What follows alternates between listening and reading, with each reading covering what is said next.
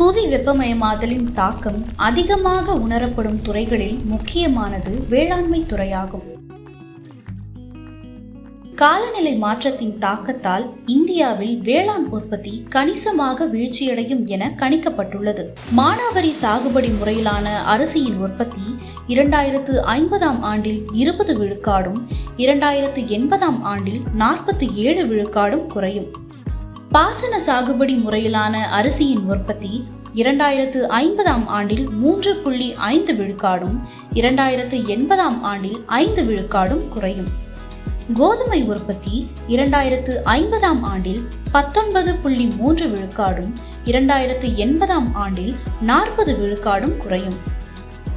சோளம் உற்பத்தி 2050 ஆண்டில் 18 விழுக்காடும் 2080 ஆண்டில் 23 விழுக்காடும் குறையும் என ஒன்றிய அரசின் வேளாண்மை மற்றும் உழவர் நல அமைச்சகம் தெரிவித்துள்ளது.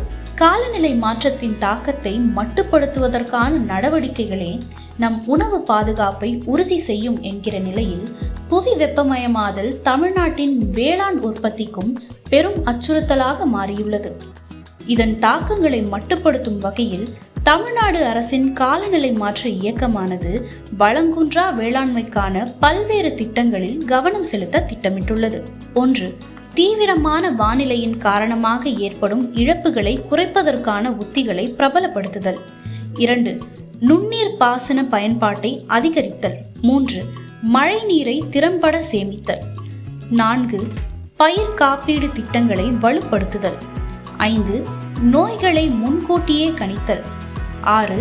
பாரம்பரியமான பயிர்களை பிரபலப்படுத்துதல் ஆகிய திட்டங்களை முன்னெடுக்க தமிழ்நாடு அரசு நடவடிக்கை மேற்கொண்டு வருகிறது.